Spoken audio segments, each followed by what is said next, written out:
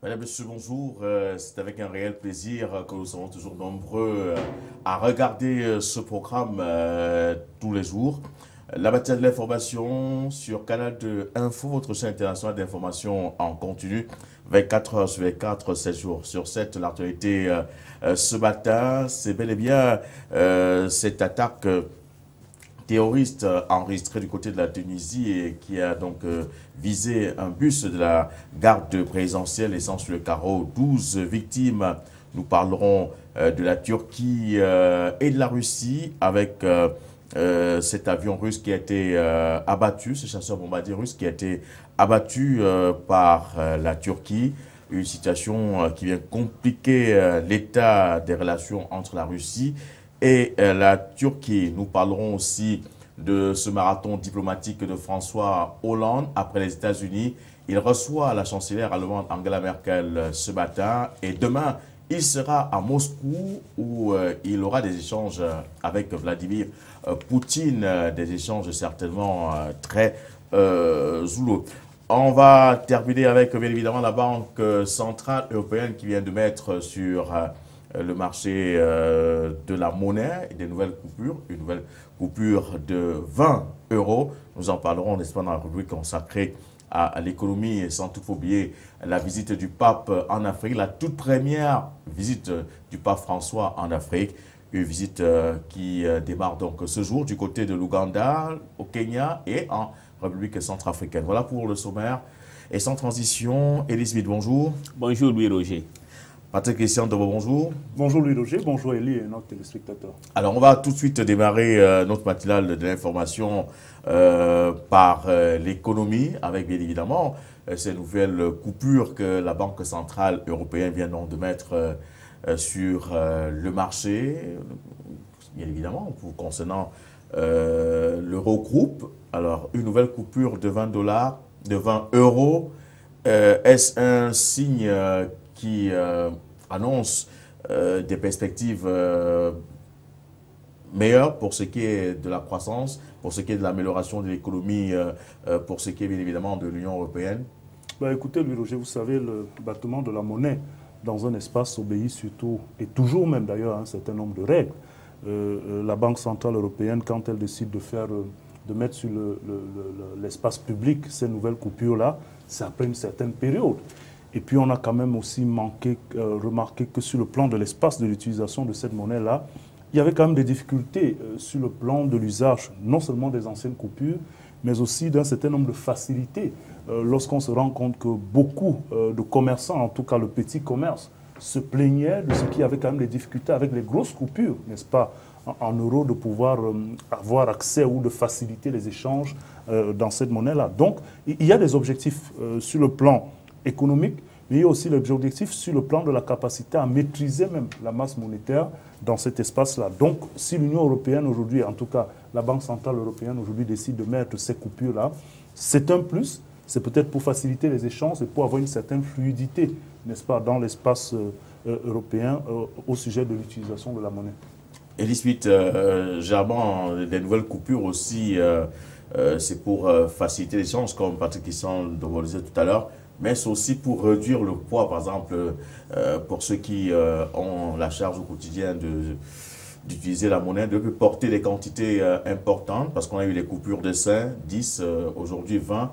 Ça va quand même permettre à ce qu'on puisse réduire en termes de poids, souvent cet argent que l'on transporte dans le circuit des échanges. Exactement, mais aussi dans une économie comme dans les 19 pays, les 19 pays de l'Union européenne, de la zone euro qui utilisent l'euro, c'est aussi un signe de la bonne santé de l'économie parce que, oui, il y avait une peur de l'inflation, de la déflation, mais aussi quand il y a une certaine introduction d'une autre coupure de monnaie dans une économie, c'est toujours un bon signe, en particulier quand il y a moins de grosses notes. Par exemple, il y a le plus grand, je crois que c'est 500 € qui est la plus grosse coupure. Mais c'est plus grosse, mais en introduisant les 20 €, c'est aussi un bon signe que l'économie commence aussi malgré toutes les difficultés qu'elle a, il y a une certaine petite reprise. On a même vu en France d'autres trucs. Et puis, ça va aussi faciliter la possession de l'argent. Pour moi, je trouve que c'est un bon signe pour l'introduction de cette coupure de 20 €. Mais ça ne résout pas tous les problèmes que la zone euro est en train de subir. Voilà, puisque cet argent ce n'est pas d'accès facile. Vous voulez dire quelque chose? Oui, bon, et puis on peut quand même aussi s'interroger au moment où on valorise de plus en plus l'utilisation de la monnaie sur le plan électronique, avec l'usage des cartes et ainsi de suite. Bon, c'est vrai que de manière traditionnelle, l'introduction de ces coupures-là donne un certain signe de vitalité à l'économie, peut-être aussi pour la petite économie qui est souvent assez forte, n'est-ce pas, dans l'espace économique de manière globale. Mais on peut relativiser un peu au moment où comptes bancaires et autres utilisations électroniques sont de plus en plus en vigueur. Les gens ont perdu même l'habitude de transporter des masses monétaires. Peut-être qu'en réduisant le poids, comme vous dites, de cette monnaie-là, en introduisant des petites coupures, des moyennes coupures qui vont peut-être éliminer les toutes petites, ça va peut-être alléger la tâche de quelques-uns, mais ça peut aussi faciliter le trafic. Vous savez très souvent que c'est en liquidité qu'on fait les plus gros trafics. Donc, ça va peut-être aussi rendre un peu heureux ceux qui sont dans des cercles mafieux et qui ont besoin de liquidité. En principe, on dit que la mise sur cette nouvelle coupure vise également à limiter la falsification de cette monnaie et avec, bien évidemment, de nouvelles mesures de sécurité pour les spécialistes de la monnaie. Et on annonce dans les tout prochains jours la mise en circulation des coupures de 100, 200 et voire 500 €, comme signalait déjà Elie Smith pour ce qui est donc la plus grosse coupure. Alors on va tout de suite aller sans transition du côté de la Tunisie avec bien évidemment cet autre attentat terroriste qui a visé le bus de la garde présidentielle avec pratiquement 12 morts sur le carreau. Alors Elie Smith, comment avez-vous analysé cette attaque? Bon, mon analyse est simple, c'est montrer que les terroristes ne donnent pas de répit et que malgré les mesures de sécurité mises en place en Tunisie et ailleurs, ils sont toujours capables de s'infiltrer et de faire mal. Et ce qui fait un peu peur, qui montre que ces terroristes peuvent aller même au-delà, est que c'est dans un convoi, c'est sur un convoi de la sécurité présidentielle. Ça veut dire que au sein de cette sécurité présidentielle aussi, on doit se poser des questions. Est-ce qu'il n'y a pas de complicité à l'intérieur? Parce que ça pose beaucoup de questions que ce convoi peut être attaqué. Et si il s'avère qu'il y a des infiltrations, c'est quand même grave. Mais ça ne va pas me surprendre parce que si vous regardez même la mort de Sadat en 1981, c'était simplement parce que au sein de la sécurité de l'appareil d'État égyptien, c'était déjà infiltré. Donc, la Tunisie, il n'y a pas encore de répit. Donc, je pense qu'il ne faudra pas que les Tunisiens baissent les gardes, agissent comme tout pays africain, parce que la Tunisie, c'est un pays africain, et essayer un peu de croire que le pire est derrière eux. Il faudra qu'ils soient en état d'alerte au maximum. Alors, l'état d'urgence, Patrick Issa Dobo, a été décrété pour 30 jours avec un couvre-feu assorti. Est-ce que ces mesures-là pourront empêcher ces djihadistes-là d'opérer, de se mettre en exergue? Écoutez, je voudrais bien que ce soit le cas pour retrouver au moins la calmie du côté de la Tunisie, mais on est bien obligé de s'en mordre les doigts et de dire que cela ne va peut-être pas avoir un effet escompté. Ce qu'il faut remarquer, Louis Roger, dans cette activité en regain de forme de ces terroristes, c'est que finalement, tous les services de sécurité, que ce soit dans le nord ou dans le sud, en Afrique subsaharienne, ces services de sécurité-là font étalage d'une véritable vulnérabilité. Et ça, il faut le dire. Parce que, vous savez, la garde présidentielle tunisienne a, en plus des missions qui lui sont devenues de protéger, n'est-ce pas, tout ce qui est trait à la présidence, a dernièrement eu d'autres missions qui lui ont été affectées par le président à la suite des événements de Bardo en mars mais ensuite aussi de cet autre attentat à la plage de Sousse en juin. La garde présidentielle avait été affectée, en 2012 d'ailleurs, pour exfiltrer, n'est-ce pas, un certain nombre de personnalités lors de l'attaque de l'ambassade des États-Unis. Donc, c'est une implication de ces services quand même, qu'on va dire, de ce corps d'élite qui a pris davantage, un peu plus position dans la lutte contre le terrorisme. On peut dire que les terroristes de ce côté-là répondent en touchant symboliquement une unité comme celle de la garde présidentielle pour marquer leur capacité à défier même les systèmes les plus sécurisés du côté de la Tunisie. Et vous allez vous rendre compte que depuis 2012, n'est-ce pas, le groupuscule Ogba Ibn Nafa, qui est affilié à Al-Qaïda, revient en gain, n'est-ce pas, du côté de la Tunisie. Et quand vous regardez ça, et que vous faites un autre regard sur les agissements de l'État islamique, quand on sait que l'État islamique et Al-Qaïda sont opposés, on a l'impression, au regard de ce qui se passe de nos jours sur l'espace planétaire, que Al-Qaïda et finalement l'État islamique se livrent des batailles à distance. C'est à qui ne voudrait pas laisser à l'adversaire, je vais dire, le dernier mot sur le plan de la perception de sa capacité à nuire. Aujourd'hui, c'est un coup revendiqué par l'État islamique. Demain, c'est un autre coup revendiqué par Al-Qaïda. Aujourd'hui, c'est la France. Demain, c'est le Mali. Ensuite, ce sera Boko Haram. On a l'impression que ces deux groupuscules-là veulent s'affirmer comme étant la terreur par excellence, n'est-ce pas, sur le plan planétaire. Et chacun accumule, on va dire, les faits d'armes pour finalement se positionner devant le monde entier comme étant le véritable groupe avec lequel il faut négocier, parce que je suis certain qu'aujourd'hui, les grandes nations sont en pleine négociation avec ces djihadistes-là. Il y a une réunion du Conseil national de sécurité qui se tient dehors ce jour, mais je voudrais quand même, Elie Smith, qu'on essaie de voir, est-ce que ces terroristes ne sont pas en train de régler les comptes de tous ceux-là qui soutiennent ou qui ont soutenu la France au lendemain des attaques du 13 novembre? C'est tout à fait normal, hein? C'est tout à fait normal que les terroristes sont en train de punir. D'abord, il faut se rappeler que le premier chef d'État reçu, c'est un chef d'État africain, en l'occurrence le Tunisien qui est arrivé. Donc, je pense qu'il veut le punir pour aller vouloir sympathiser avec le mécréant, entre guillemets, c'est ce qu'ils disent, c'est pas moi qui le dis. Mais de l'autre côté, le problème est que la source, je crois que Christian vient de toucher, c'est l'hypocrisie des Occidentaux. Parce que je pense ici, j'ai suivi un proverbe africain qui dit « Le chien que tu nourris va te mordre ». Je crois que c'est un certain Donald qui avait parlé d'ici. Donc, je pense qu'en fait, les terroristes, là, que ce soit Al-Qaïda, que ce soit le groupe État islamique, sont des individus, sont des groupuscules qui ont eu le financement des pays occidentaux. Donc aujourd'hui, et on les a financés en croyant qu'ils vont faire mal aux autres. Et les Occidentaux ont une mémoire un peu courte. Regardez ce qui s'est passé avec l'invasion de l'Afghanistan. Les Occidentaux, avec l'aide de leurs alliés fidèles, qui est l'Arabie Saoudite, à l'époque il était seul, il y a un petit grand qui est venu là, qui s'appelle le Qatar, qui trouble un peu le monde islamique. Lui aussi entre parce que Al-Qaïda, le financement vient du wahhabisme, qui vient de l'Arabie Saoudite. Et État islamique, c'est du Qatar. Donc, c'est deux groupes de gens qui sont en train de faire concurrence pour déstabiliser le monde. Mais malheureusement, ces gens font ça parce que les mêmes Occidentaux qui nous donnent des leçons de respect des droits de l'homme, alternance démocratique, sont les mêmes hypocrites qui financent, qui soutiennent... La dictature exactement. Je vous donne un exemple. On est en Afrique. Nous tous ici, on est contre le changement de la Constitution, contre les coups d'État. On est contre, par exemple, contre un homme comme Nkurunziza, contre le changement de la Constitution au Congo-Brazzaville par Denis Sassou Nguesso.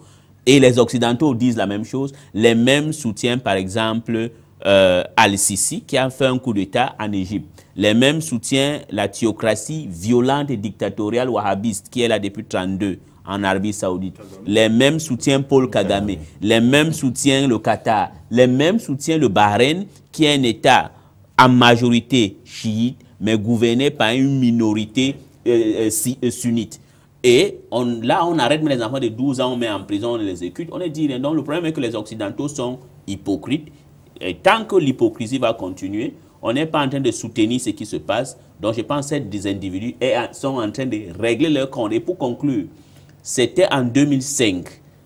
Madame Condoleezza Rice avait prononcé un discours à l'université à Gaza au Caire. Et elle disait quelque chose qu'eux-mêmes n'ont pas pris, que pendant 60 ans, nous avions soutenu des régimes forts dans le Grand Moyen-Orient, donc de la Mauritanie jusqu'en Afghanistan, voulant ou encourageant, croyant préserver la stabilité. Mais pendant ces 60 ans-là, on n'a rien eu. Et maintenant, nous allons encourager le changement. Mais il faudra qu'ils soient capables de soutenir le changement qui va arriver. Donc, c'est eux-mêmes qui ont créé le chaos qui est dans le monde et eux-mêmes doivent chercher comment arrêter. Alors, Patrick, tout à l'heure, je parlais de ce soutien de certains pays à la France. On a également vu le Mali se prononcer avec ce coup d'État de l'hôtel Radisson Blu de Bamako. Alors, c'est dit qu'il faut avoir peur de soutenir la France à ce moment précis, à ce moment très délicat. Je ne sais pas s'il faut le prendre de cette façon-là. C'est vrai qu'à la lecture d'un certain nombre de faits, hein, on est tenté de dire que c'est des représailles à ceux qui, d'une manière ou d'une autre, ont apporté leur soutien quelconque à la France. Mais moi, je reviens sur cette division profonde, idéologique, ethnique et religieuse qui existe entre ces différents groupuscules, Al-Qaïda et l'État islamique. Et c'est pour ça que j'ai l'impression que, au-delà de ces représailles que vous évoquez, qui pourraient se lire dans les faits que nous avons ces derniers jours, il y a aussi une lutte d'hégémonie à distance entre ces deux groupes. Parce que quand vous allez voir du côté du Mali ce qu'il y a eu comme attentat à l'hôtel Radisson, deux revendications qui peuvent émaner à la fois de Al-Qaïda et à la fois de l'État islamique. En Tunisie, fortement, on va se rapprocher vers l'affiliation de AQMI, Al-Qaïda dans le Maghreb islamique. En France, c'est l'État islamique. On a l'impression, et quand vous regardez la séquence de ces différents attentats, que un répond à l'autre sur un autre chantier. Et c'est pour ça que j'ai l'impression qu'aujourd'hui, il y a véritablement des tractations qui doivent être en cours, et chacune de ces organisations-là veut paraître celle qui a le plus d'influence et le plus de capacité à terroriser le monde. Donc forcément, qui doit avoir droit de citer dans les orientations de ces négociations. Allons à présent parler de cette autre affaire qui est en train d'ébranler le monde et surtout le milieu diplomatique avec cet avion russe qui a été abattu par la Turquie et qui durcit les relations entre Ankara et Moscou. Alors, Elisabeth, François Hollande aura du mal véritablement à échanger dans quelques heures avec Vladimir Poutine, surtout que ce que la Turquie a fait n'était pas attendu à ce moment précis. Exactement. Nous avions déjà dit depuis que ce serait quand même une opération herculienne pour monsieur, comment il s'appelle encore, Hollande. François Hollande, de réussir à convaincre Barack Obama et puis David Cameron, les deux leaders du monde occidental. Hein. C'est les États-Unis et la Grande-Bretagne qui mènent le monde occidental et c'est eux qui sont des gens qui aiment guerroyer partout, mais ce sont les guerriers déjà fatigués. Maintenant encore, leur allié qui est la Turquie a, comme on dit en anglais, il a mis l'huile sur le feu. Donc je pense que le problème qui se passe, c'est ce qu'on parle un peu de l'hypocrisie occidentale. La Turquie de Recep Tayyip Erdogan est une Turquie qui commence à changer. D'abord, Recep Tayyip Erdogan est un monsieur qui a des visées dictatoriales. Il rêve d'être comme Kemal Atatürk, le fondateur de la Turquie ou de l'Empire ottoman. D'abord, il est en train de violer les droits de l'homme avec impunité là-bas dans son pays. On arrête les journalistes, on arrête les Facebook et tout. Donc, le fait qu'ils ont tiré sur l'avion russe complique tout. Je ne sais pas comment François Hollande va convaincre Vladimir Poutine demain ou aujourd'hui quand il va le rencontrer. Déjà que quand il est arrivé à Washington, il y a encore un autre signal qui montre qu'ils ne veulent pas de l'unité. Donc, ça montre que la France doit connaître là où elle est dans le monde. Elle ne doit pas, comme on dit en anglais, box above his shoulders, mettre son chapeau là où il ne peut pas arriver. Parce que demander comme Nicolas Sarkozy, et puis je pense que François Hollande est en train de travailler sous pression de sa droite, donc de Nicolas Sarkozy qui est son opposant, qui demandait une coalition unie. On ne peut pas l'avoir une coalition unie parce que c'est deux groupes avec des visées différentes. Par exemple, Obama a dit hier qu'il y a deux alliés. Il y a que la Russie et l'Iran, c'est une autre alliée. Donc ça veut dire que de facto, il y a deux camps et deux visions sur le terrain syrien et irakien. Et c'est encore plus compliqué. Je crois, Christian a dit ça tout à l'heure, qu'il y a une certaine concurrence dans la terreur entre Al-Qaïda et l'État islamique, oui. Mais Al-Qaïda et l'État islamique sont toujours des sunnites. Il peut avoir peut-être l'autre salafiste ou wahhabiste, ça c'est seulement les sunnites. Ils peuvent s'entendre. Mais là où ça complique, c'est que c'est une guerre entre le monde chiite et le monde wahhabiste ou sunnite. Et c'est là c'est plus compliqué. Et dans cette guerre-là, la Russie et l'Iran, où la Russie a fait cause pour les chiites. Donc ça complique. Donc je pense en ce qui concerne Hollande, ça serait très compliqué pour lui parce que ce que la Turquie a fait, je pense que la Turquie a fait ça sciemment, croyant que comme elle est un allié de l'OTAN, une fois qu'il y aura peut-être une pression de la Russie, l'OTAN viendra en défense d'elle, donc en défense de la Turquie. Mais c'est un calcul qui n'est pas bien, qui ne peut pas réussir parce que aux États-Unis, je ne crois pas que Barack Obama est prêt pour une guerre encore dans le Moyen-Orient. Alors, il y a quand même quelques éléments qui amènent les uns et les autres à discuter autour de cette frappe de l'avion de chasse russe par la Turquie. La Turquie qui dit que cet avion a violé son espace aérien pendant 17 secondes. Mais est-ce que le temps, 17 secondes, peut suffire pour envoyer des chasseurs détruire un avion sur le simple fait qu'on vous a sommé à plusieurs reprises de quitter l'espace aérien, lorsque nous savons tous que l'avion va quand même à plusieurs milliers de kilomètres par seconde. Alors, c'est quand même irrationnel ces explications qui semblent être données par les autorités turques. Ben écoutez, lui, Roger, même ce qui est irrationnel a une certaine logique. Mais je suis bien non dépourvu de dire ici que, de mon humble point de vue, on n'a pas l'impression qu'il y a une quelconque logique derrière cet acte de la Turquie. Surtout en quel moment la Turquie elle-même est en proie à d'énormes menaces terroristes actuellement. Et ce Sukhoi U-24 qui a été abattu par 2 F-16, ils étaient 2 à la chasse de ce Sukhoi. 17 secondes, vous le dites, dans un espace aérien qui est quand même et qui est juste la frontière d'une zone, d'un espace où on est censé supposer savoir que l'armée russe effectue des opérations. J'ai bien envie de me ranger du côté de la Russie, mais sans passion, et dire que est-ce que dans le même cas de figure, les avions français et américains ne violeraient pas cet espace plus qu'il en a?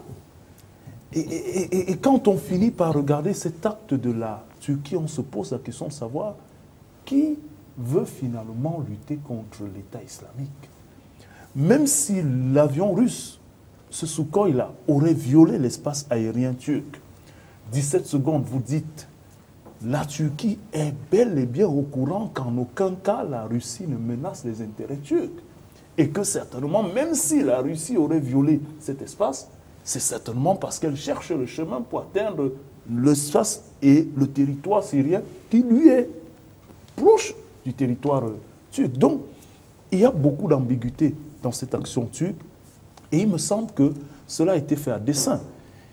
Les Russes disent avoir les preuves de ce qu'il n'y a jamais eu interpellation. La sommation, ou tout à moins cette interpellation aurait dû avoir lieu. C'est vrai qu'il y a eu un précédent depuis l'intervention de l'armée russe en septembre, n'est-ce pas, dans ce conflit-là. Il y a déjà eu 2 interceptions, mais rappelez à l'ordre, et les chasseurs russes ont rebroussé chemin. Il me semble que dans une logique de concertation, où on voit quand même un pauvre François Hollande, j'ai envie d'utiliser l'expression de Elie, se battre corps et âme pour avoir une coalition anti-djihadiste d'une guerre qu'il a provoquée sans avoir la capacité d'y aller tout seul.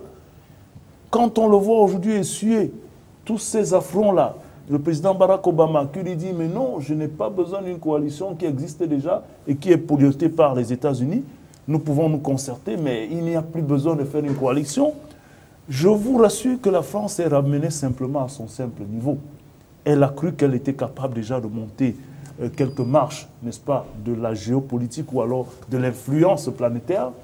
Et aujourd'hui, elle est ramenée à une position tout à fait triste au moment où le président Hollande a besoin de rassurer l'opinion publique interne et sous la pression. Donc, pour revenir à cet acte de la Turquie, c'est un acte qui cristallise aujourd'hui les tensions. Et la Turquie qui a appelé à cette réunion d'urgence de l'OTAN, justement, croyait avoir une réplique de l'OTAN et un soutien tout azimut. Mais même Barack Obama, malgré son soutien verbal apparent à la Turquie, même l'OTAN, qui s'est réunie effectivement à la demande de la Turquie, toutes les puissances occidentales demandent aujourd'hui à la Turquie de prendre toutes les dispositions pour qu'une escalade pareille ne se reproduise pas. En toile de fond, on appelle la Russie aussi à la retenue parce que tous savent et sont conscients de ce que la Russie est capable de faire. Et je peux vous rassurer que l'instinct nationaliste russe ne va pas laisser cette escalade passer comme ça. Premier exemple, le ministre Lavrov des Affaires étrangères, qui devait se rendre en Turquie, a d'abord annulé sa visite. Deuxième exemple, la Russie a appelé tous ses citoyens à ne pas se rendre en Turquie et a ressorti un niveau d'enquête comparable à celui de l'Égypte, où on estime aujourd'hui que la présence des djihadistes est plus que jamais relevée en Turquie que partout ailleurs. Et donc, si on s'en tient à ce développement-là, on peut dire que de manière logique, des attentats peuvent se produire en Turquie dans les jours qui suivent. Allez donc savoir si la Russie, elle aussi, n'est pas capable d'en commanditer sur le territoire turc. Et les suites qui, pendant que nous préparons ce programme, le révélait déjà que certainement Vladimir Poutine ne va pas laisser ce crime impuni. On attend certainement la force, la puissance de feu de la Russie dans une situation pareille, parce que on se souvient que les États-Unis avaient quand même demandé à la France d'arrêter un peu pour que les uns et les autres se conservent, pour éviter effectivement qu'il y ait des pertes d'avions. Mais on se rend compte qu'au-delà de ce qui avait été dit il y a presque 1 ou 2 semaines, la Russie vient de perdre un avion de chasse, et Dieu seul sait combien ça coûte. Et non seulement ça a perdu un avion de chasse, les pilotes qui sont fait éjecter, il y a l'un qui a été abattu, ce qui complique la situation et qui pourra encore davantage faire monter l'adrénaline de Vladimir Poutine. Exactement, mais ce que Poutine va faire, Poutine ne va pas faire comme la Turquie. Poutine ne peut pas, c'est un État. On ne peut pas peut-être aimer la Russie, on peut dire qu'elle n'est pas démocratique comme nous voulons, mais quand même, c'est des gens respectables. Hein. On peut discuter avec Poutine. Poutine ne peut pas commanditer un coup d'État, un attentat terroriste en Turquie, non. Mais déjà, le chef du PKK, donc le mouvement rebelle kurde, avait déjà accusé le gouvernement turc d'abriter l'État islamique. Et ça, on ne peut pas refuser. Donc, pour moi, je suis très content que Poutine ait le courage d'exposer la Turquie. Nous savons tous que l'État islamique publie ses comptes sur Internet, il vend du blé et du pétrole.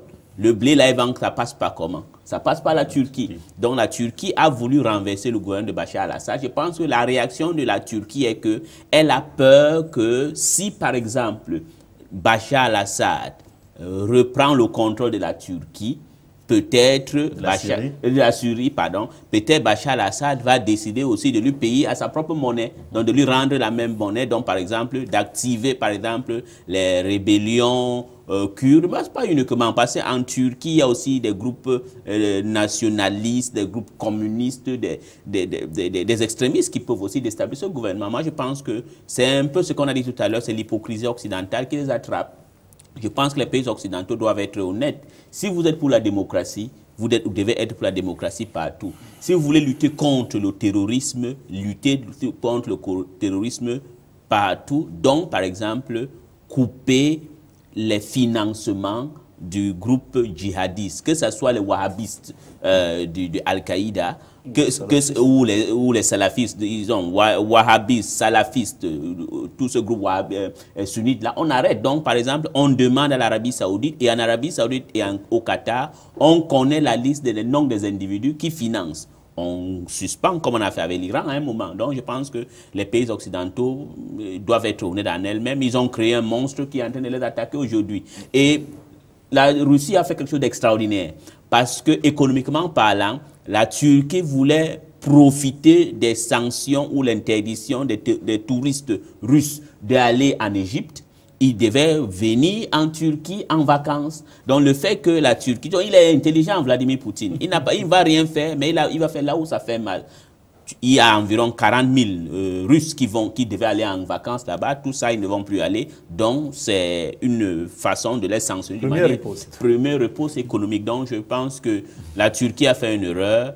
Mais je trouve aussi que l'attitude de Barack Obama n'est pas mal. Bien sûr qu'il y a des gens qui sont un peu contre parce que commencer une guerre aujourd'hui et commencer une guerre contre qui? Contre l'État islamique et peut-être contre les Iraniens ou contre le Hezbollah, ça serait quand même onéreux pour les États-Unis et la Grande-Bretagne. Ça, c'est les deux pays occidentaux qui ont encore un esprit de sacrifice. Les autres n'ont pas. La France, l'Allemagne, le Canada, c'est des pays qui aiment la joie, ils aiment le jouisseur, ils aiment vivre.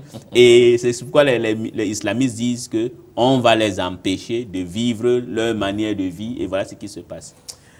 On va tout de suite, sans transition, parler de cette visite du pape François, la toute première visite de souverain pontife en terre africaine, depuis, bien évidemment, qu'il occupe le trône de Saint-Qui? Vous avez Saint-Pierre. Saint-Pierre. Alors, le pape sera donc en Afrique. Il est d'ailleurs même, je crois qu'il est en route pour une visite dans 3 pays, l'Ouganda, le Kenya et la République centrafricaine. Alors, le pape qui arrive dans un contexte où on parle d'attentats, il y a crise à gauche, crise à droite. Est-ce que il ne faudrait pas beaucoup de sécurité autour du pape en Ouganda, au Kenya et en République centrafricaine? Bon, il y aura un problème de sécurité, mais c'est déjà quelque chose de bien que le pape François a mis à côté toutes les suspicions, toutes les menaces. Parce qu'il y a des pays qui ne voulaient pas, par exemple, qu'elle vienne. On doit dire les choses comme il se doit. La France, par exemple, n'a pas voulu que le pape mette le périple de Centrafrique dans son programme. Bon, le pape vient aussi pour deux raisons principales. D'abord, encourager les chrétiens et puis, en particulier, les catholiques qui font face à une concurrence à leur droite des églises dites protestantes, dites réveillées. Et puis c'est une bonne chose pour l'Afrique de l'Est, 2 pays importants. Vous savez, il faudra que les chrétiens soient d'une manière militante face au militantisme expansionnisme musulman. Et puis il va venir prêcher. Je sais qu'il ne va pas tenir ce genre de paroles parce qu'ils ne sont pas comme ça, lui le pape, mais ça va encourager l'Ouganda, qui est un pays qui a été victime pendant une guerre civile pendant longtemps, qui se stabilise petit à petit. Il y a quand même des petites poches au nord, mais je crois que tout a été pacifié. Au Kenya, la même chose. Il faut aussi aider les Kenyans face à leur douleur, les triples attentats qui ont eu lieu au Kenya. Donc le pape vient là et c'est une très bonne chose pour cette partie de l'Afrique. Parce que le pape arrive, c'est quand même le représentant de Dieu sur terre. Et en Centrafrique, ça serait aussi quelque chose de majeur. Peut-être la magie papale peut aider à apporter la stabilité en République centrafricaine. Peut-être aussi le pape va convaincre tous les acteurs de la politique centrafricaine que s'ils veulent organiser une élection, ça soit une élection inclusive, donc Bozizé doit participer et non pas exclure Bozizé s'ils veulent la stabilité en République centrafricaine. Patrick Christian, d'abord, lueur d'espoir pour cette visite papale en Afrique et surtout en Ouganda, au Kenya et en RCA? Oui, surtout un message d'espoir. En tout cas, le pape François vient en Afrique avec un message de paix, de justice sociale, de solidarité. C'est vrai que dans le giron des relations internationales et diplomatiques, on va aussi évoquer la protection de l'environnement, avec en toile de fond ce COP21 qui avait déjà fait l'objet de la prise de parole du pape lors de son show, sa tournée américaine, à la show américaine. On a vu un pape François très acclamé par toutes les confessions. Donc, il vient en Afrique surtout parce qu'il veut porter un message de paix, de justice sociale, de solidarité. Et dans cette dynamique-là, celui qui était encore le cardinal Georges Bergoglio, le cardinal de Buenos Aires, depuis son élection en mars 2013, c'est son 11e voyage. Et c'est son tout premier en Afrique, parce que même avant d'avoir finalement droit de cité sur le siège de Saint-Pierre, il n'avait jamais connu l'Afrique en termes de visite.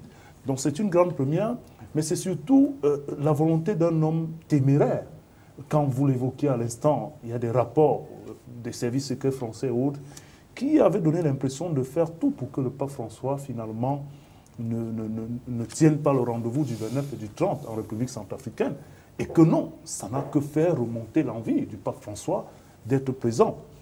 Bien évidemment, un certain nombre de contingents sécuritaires vont conditionner plus ou moins les rendez-vous, mais ce n'est pas moins de 19 discours qui sont attendus pendant cette tournée sur les 3 pays, n'est-ce pas, que ce soit au Kenya, en Ouganda ou en République centrafricaine. Donc le pape François risque dans la lignée de cet homme qui est en train de vouloir donner une nouvelle image, non seulement à la curie romaine, mais à l'Église catholique qui a bien besoin, et je suis d'accord avec Élie, de se sentir aussi debout par rapport à cette montée en puissance. J'allais dire, comme Élie, à gauche, ces églises réveillées qui ont du tonus et qui revendiquent une certaine nouvelle posture, et à droite aussi l'extrémisme musulman qui veut terrasser la chrétienté. Mais le pape, dans sa logique, intègre toutes les obédiences qui croient en Dieu. Et il dit, au nom de Dieu, personne ne peut prôner la destruction de l'autre. Il faut savoir s'accepter avec nos différences. Et c'est ce message que le pape vient porter ici. Et la symbolique surtout se retrouve dans les étapes que le pape va parcourir. Les démunis, les quartiers défavorisés. À Nairobi, il va en parcourir. En Ouganda, il va en parcourir. Et du côté de la RCA, le camp de déplacés des musulmans. Vous voyez la symbolique. C'est à la fois un homme spirituel, c'est à la fois un garant de morale, mais c'est à la fois aussi un diplomate qui vient porter le discours qui pourrait faire changer peut-être les mentalités, on l'espère, surtout avec un acte spirituel. Et puis, ce voyage du pape François arrive à un moment donné où on a l'impression que les politiques sont dépassées. Est-ce qu'il faut donc se replier sur le spirituel, les religieux? C'est tout ce qu'on peut espérer, Louis Roger. Donc une visite du pape François en République centrafricaine, en Ouganda et au Kenya, c'est de bonne guerre. Et pendant que la République centrafricaine fait face à cette crise interne, il faut quand même savoir que l'Ouganda et le Kenya sont les pays qui donnent le plus gros contingent à la force onusienne en mission du côté de la Somalie. D'où d'ailleurs les frasques des Shebab et de Al-Qaïda qui agissent à la fois au Kenya avec tous les attentats qu'on connaît au Kenya, et l'Ouganda n'est pas en reste, avec quelques petites poches et groupuscules. Donc, il me semble que le trajet, le parcours du pape pour cette première visite en terre africaine est tout à fait symbolique, mais aussi avec une vision d'un messager apôtre de la paix. On espère qu'il va remplir sa mission. Ah mais un pape qui arrive en Afrique et qui ne passe pas par le Cameroun, ça suscite quand même quelques commentaires. Non, ce n'est pas la première fois qu'un pape arrive en Afrique sans passer au Cameroun. C'est vrai que le Cameroun... C'est une tradition. Non, pas forcément, lui, Roger. Il y a eu des cas. Bénédicte a fait 1 ou 2 voyages en Afrique sans être au Cameroun. Il a été au Cameroun, c'est vrai, mais il a fait d'autres voyages en Afrique sans avoir l'étape du Cameroun. On a eu d'autres cas, les papes Paul VI et autres. Le Cameroun, à un moment donné, il faut le reconnaître, est une plaque tournante, notamment en Afrique centrale, on va dire de l'évolution de la chrétienté catholique. Et ça, il faut le dire. On a dans un pays comme le Cameroun, par exemple, plus d'évêques avec moins de fidèles que dans un pays comme l'Angola, par exemple. Quand vous allez prendre ces statistiques-là. Et la présence au Cameroun des fidèles catholiques a influencé un peu la sous-région Afrique centrale. Et il faut aussi reconnaître que le Cameroun est un des rares pays qui a connu, avec beaucoup de retard, l'influence de ces églises éveillées, qui ont plutôt été déportés de la Côte d'Ivoire, de la RDC, c'était déjà beaucoup plus présent là-bas. Et dans la répartition des régions, on appelle ça les provinces ecclésiastiques au Cameroun. Le Cameroun a de nombreuses provinces ecclésiastiques. Vous voyez, ça fait en sorte qu'on a comme l'impression qu'il y a quand même une rampe de lancement de la religion catholique. Mais le pape est dans une posture qui renouvelle un peu le visage. Il faut un peu mettre un terme aux habitudes traditionnelles et ne pas laisser croire à quelques-uns qu'ils n'ont pas droit aussi de citer à la porte du ciel, si je peux me permettre l'expression. Et c'est peut-être aussi ça, la marque de fabrique du pape François. Et d'ailleurs, son arrivée en RCA est bien pilotée avec une grande prise de position de la conférence épiscopale camerounaise, qui est d'ailleurs, à l'heure où je vous parle, à pied d'œuvre en train d'organiser avec la conférence épiscopale de la République centrafricaine cette visite-là. Elle compte d'ailleurs particulièrement sur le Cameroun. Et je vais vous dire, dans la curie romaine et l'organisation des visites du pape, chaque fois que le pape se déplace dans une région, toutes les conférences épiscopales de la région sont impliquées. C'est peut-être le pays qui reçoit, qui a l'honneur, mais de manière organisationnelle, vous allez peut-être même vous rendre compte que le célébrant, le cérémoniaire, peut ne pas venir de la RCA. Ça peut être le cérémoniaire attitré de la conférence épiscopale du Cameroun. Donc c'est en synergie Mais le symbole de la visite est alloué à la RCA parce qu'elle a plus besoin, sur le plan psychologique, sécuritaire et spirituel de cette visite-là que le Cameroun à l'instant. Alors, vous parlez, parce que vous êtes bien ancré pour ce qui est donc de cette église catholique. Je voulais quand même revenir sur quelques chiffres pour ce qui est des évêques au Kenya. On parle de 38 évêques pour pratiquement 2742 prêtres. En Ouganda, 32 évêques pour 2180 prêtres. En RCA, 16 évêques seulement pour 350 prêtres pour ce qui est des petites statistiques au niveau des évêques et des prêtres, sans compter des milliers d'écoles catholiques créées bien évidemment pour la formation de la jeunesse. Alors, des actions qui sont menées quand même par l'Église catholique, Elie Smith, pour le développement, c'est aussi intéressant de le relever. Exactement, on peut pas relever. L'Église catholique a joué un grand rôle dans l'éducation et dans le système de santé. Et en fait, l'Église catholique, même en Centrafrique ou partout, même au Cameroun, est devenue comme un suppléatif du gouvernement. Là où le gouvernement a des manquements sur le plan éducationnel ou de la santé, c'est l'Église catholique qui le fait. Et l'Église catholique fait quelque chose d'extraordinaire. Même dans la pacification au Cameroun, l'Église catholique a joué un grand rôle. Même dans les autres pays comme l'Angola, en République démocratique du Congo, même en RCA. Et actuellement, à RCA, l'Église est en train de jouer un grand rôle et je crois qu'eux, ils savent souvent, comme les hommes de Dieu sont les gens qui sont d'abord très proches de la réalité que les autres personnes, je pense qu'ils vont quand même jouer un grand rôle à condition que les hommes politiques et les femmes politiques en ce qui concerne la République centrafricaine puissent les écouter et cesser d'écouter les influences extérieures, en l'occurrence la France et le Tchad. La France et le Tchad qui jouent un rôle assez important. Alors on va sortir rapidement en pratique, Christian, d'abord. Oui, très rapidement. Vous avez évoqué la proportionnalité entre parfois les évêques, le nombre de fidèles. Oui, parfois ça peut être incongru. Je vous ai pris l'exemple du Cameroun et l'Angola. L'Angola est quand même le pays qui compte le plus de fidèles catholiques en Afrique. Et quand on regarde l'Angola, pratiquement la moitié du nombre d'évêques que le Cameroun, qui a peut-être le quart du nombre de fidèles comparé à l'Angola. Mais ça peut s'expliquer sur le plan sociologique. Vous savez, les évêques parfois sont nommés en fonction de l'ère culturelle, en fonction d'un certain nombre d'habitudes pour davantage inculturer le message évangélique. Et c'est le cas par exemple au Cameroun. Quand vous avez 2 ou 3 grandes ethnies en Angola ou en RCA, vous avez des grands blocs, alors qu'au Cameroun, c'est fractionné. Ici, vous avez Kumbo, vous avez là-bas, c'est des réalités culturelles qui sont différentes. Et ça impose parfois qu'il y ait un guide qui soit en accord avec les réalités culturelles de la région pour permettre la facilitation et l'inculturation du message. Bon, maintenant, quand on parle du volet social, c'est la mission même des œuvres spirituelles, qu'elles soient catholiques, chrétiennes ou bien même musulmanes. Il faut accompagner le message de Dieu avec l'œuvre de charité. Si ça n'est pas fait, il y a quand même, ce sera difficile de faire croire aux gens que vous leur prêchez une parole de paix, une parole de solidarité, de charité, si vous n'avez pas les œuvres pour le magnifier. Et ça, les structures sociales, sanitaires, scolaires, ainsi de suite, participent de cette œuvre-là.